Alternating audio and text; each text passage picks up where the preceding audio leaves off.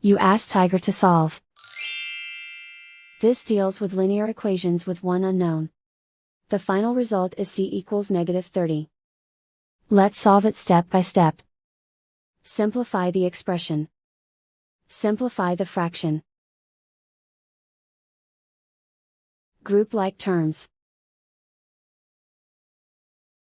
Simplify the arithmetic. Group all constants on the right side of the equation. Subtract 5 from both sides. Simplify the arithmetic.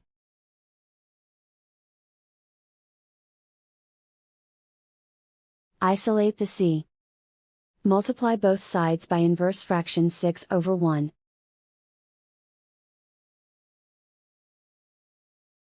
Group like terms.